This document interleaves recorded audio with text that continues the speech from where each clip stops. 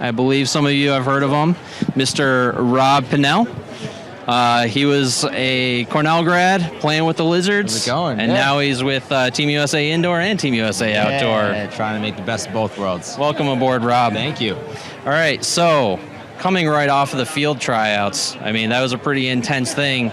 Now you're transitioning to the indoor where you got to do an exhibition there. You're kind of doing this back-to-back with the USA level of intensity. How is that kind of going with you, jumping between the two games? It's great. I mean, I guess it's a good problem to have, right?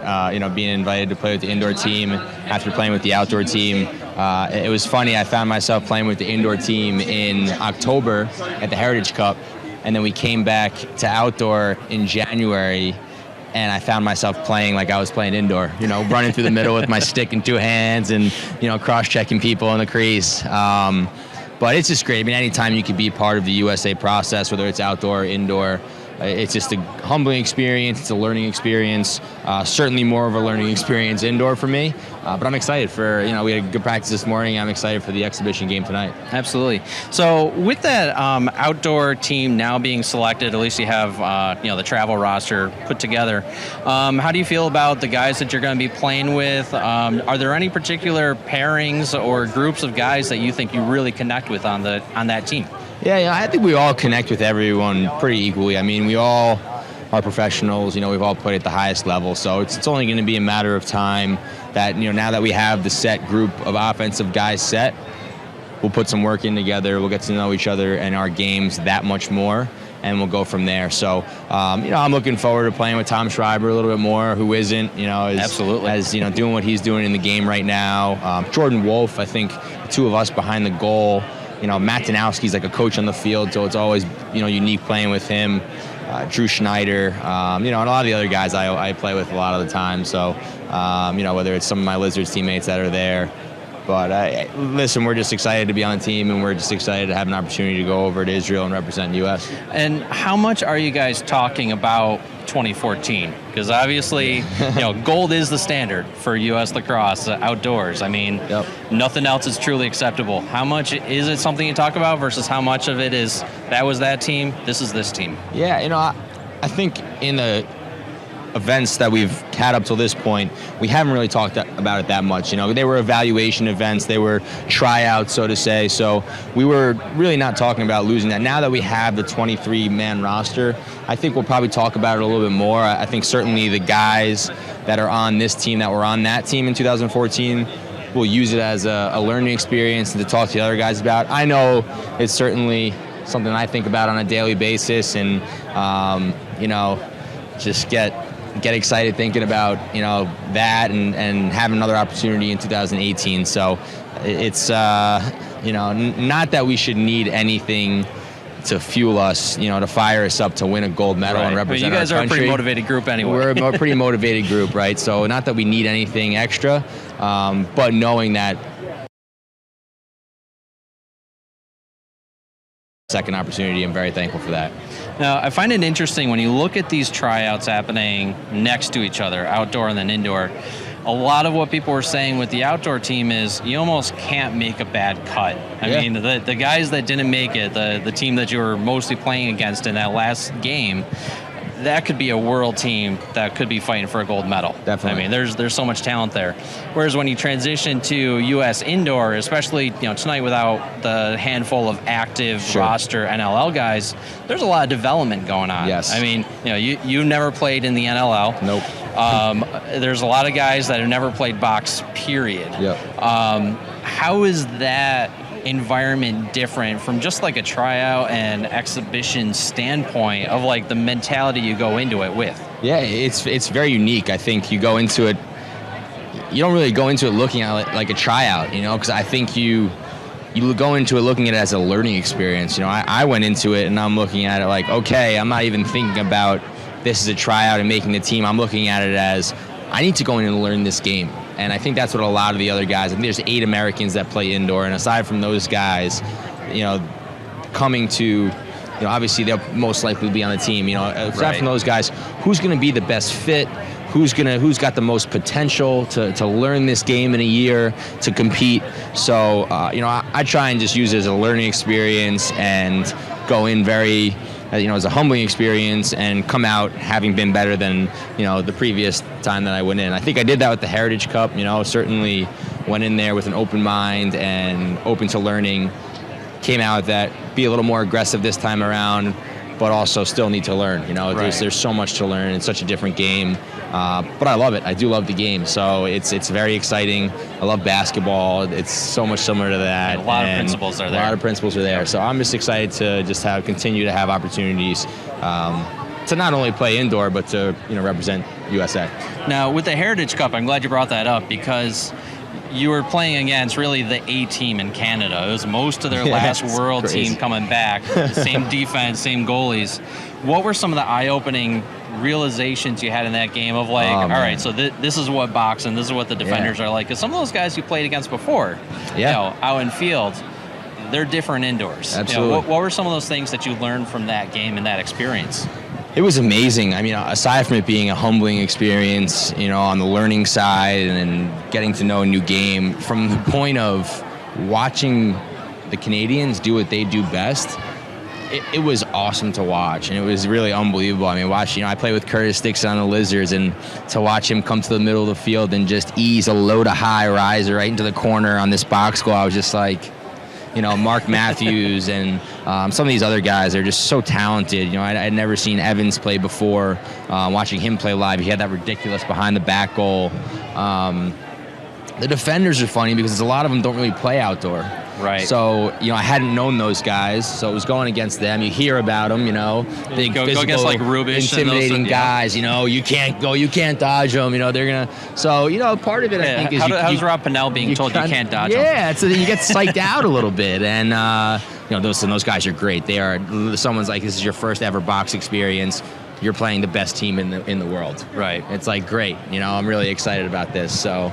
it was awesome, and hopefully get an opportunity to go against them again. And if not, I'm sure whatever players are there will have learned from that experience, and it'll be best for USA. Yeah, definitely. So you also mentioned playing with Curtis Dixon on the Lizards. That's another great topic to bring up. Is the Lizards?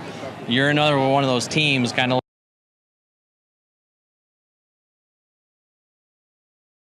I had about that one. I would say that's pretty comparable. All right, I was gonna. Every team is an all-star team. Every team is this 18-man roster of superstars. So not winning a championship is one thing. Not making the playoffs, I'll agree with you. With our team and the power that we had, not making the playoffs was pretty disappointing. I think we got off to a slow start. I think we had inconsistencies within our lineup. We had guys traded, new guys in, injuries, guys missing games. I missed 3 games. So it hurt us, and you saw, unfortunately for us, we hit our stride and we hit our most consistent part of the season going into the playoffs, and we needed Rochester to lose, and they won, and we were out. So it is what it is. I'm just excited to be coming back for my 6th year and have another crack at it. How are you feeling about some of the offseason moves that's happened so far? I mean, you guys picked up Fowler, which I think is great at the faceoff. I mean, replacing Beast is a hard enough thing anyway, but pulling in somebody there, you lost Palisic and you picked up Bachlet, but you lost Palisic and Gibson. What are you thinking right now for how that offense is going to be operating a little bit differently with some pretty decent pieces changing? Yeah, no, listen, I've played with Matt and Tom, Pally and Gibby since I was on the team.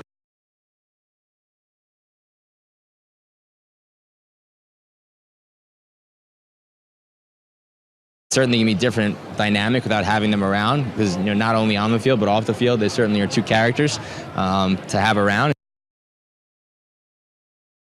I'll have a full year with Will and with Joe LaCasio and just build chemistry there, and another year with Joe Walters. Picking up a guy like Matt Landis on the defensive end. Yep. I think defensively and faceoffs were an extremely important area for us, so it'll be great to have improved upon those, and at least filled in Greg's spot and get the training camp with a vision in mind, and hopefully we can just continually get better throughout the season.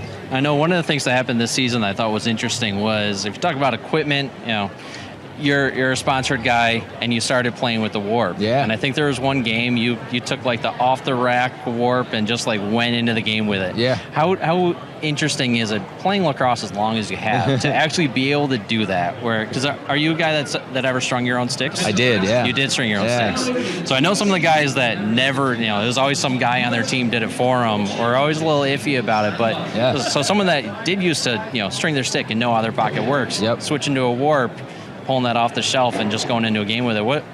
How was that? Well, I think the first part was that I knew what I helped in designing the pocket and coming out with that pocket that I would think be perfect for kids and and players that is appropriate for them to throw and catch the right way and shoot the right way. The problem with lacrosse, and as someone who does camps and clinics full time, right, and doing lacrosse all the time, seeing younger players right now in this day and age in lacrosse, kids adjust their form to the way their stick throws. Right.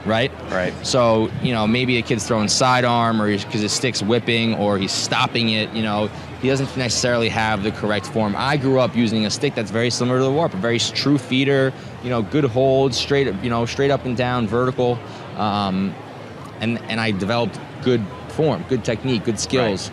And I think that's part of why the game is, taking a step back in that regard. I coach some of these kids, I pick up their stick and I throw it to the ground. I'm like, what are you doing with this? So I think the warp is an attempt, and is a successful attempt to solve that issue. Listen, we live in a world of technology, and times are always changing. So to be one of the first people to be able to adapt to new technology in a sport that's been around as long as lacrosse is an awesome experience. Awesome to be a part of the whole process and see how it came out. And Dave Morrow at Warrior is a genius when it comes to this sport, and he really is always thinking next level. And for him to hear him talk about this and his vision and why he's doing it, it's the best, so he's a great guy, and I'm, lucky to be with Warrior and lucky to be, kind of use the guy who first used that warp. So. Yep. All right. Well, thank you for coming on. Yeah, no problem. And I definitely wish you good luck tonight. We're looking forward to seeing you out there. Awesome. Yeah, much appreciated. He's going to get dummied. She does. I thought you were interviewing me. I was going to, but we thought we'd give Ryan a little shot here. Yeah, I am excited. I'm very excited to watch you and all these other USA guys. Yeah, hopefully go outside my comfort zone a little bit tonight. Be a little more aggressive than I was in the Heritage Cup. So, all right. So Connor, then you were supposed to interview him. What didn't I ask? I don't know. What's your favorite pregame meal? I just had Chipotle earlier. I would say there really is no set pregame meal. I mean, college is chicken parm. You can't go wrong. 27 out of 30 coaches interviewed say chicken parm. Right. I don't understand. I'm not that picky. Yeah, I'm really anything. I do have Chipotle quite a bit. Something relatively clean. Not slowing you down out there. I was the kind of I couldn't eat. Or no sour cream? No, I'm not a sour cream guy. No sour cream. No sour cream. Right. It didn't matter if we were playing at like 4 o'clock in the afternoon. I could have like a cup of coffee and some water, and that was it. I couldn't. If I ate anything, I was going to throw it up. Absolutely. Yeah. Nervous wreck. Angry. Yeah. Too much anger in the belly. Yeah. So high school, I was the guy that could eat like nachos between games, like the summer tournaments, and be fine. Were you really? Yeah. That's amazing. Yeah. Who out of this USA group do you think could do that? Like of the training team group that you have around this weekend, who could like go into halftime and like eat a cheesesteak? Blaze Reardon, probably. Blaze? Yeah. Yeah, and he's level. He's a great kid. He's level. Yeah, he was our sportsmanship award he's winner. The man. He's such a nice kid. Yeah. He's great. Amazing that he's a goalie and he has hands like that when he's playing indoor. I mean, obviously he had great hands as a goalie, but to see him do what he does offensively indoor, unbelievable. Unreal. What a talent. That's cool. Yeah. Nice. I would say Blaze, maybe. I'm sure there's a couple guys I'm not thinking of.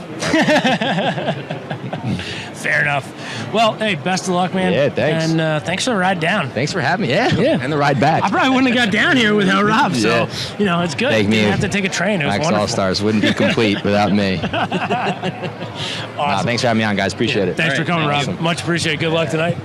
Thanks, bud. All right. Thanks a lot.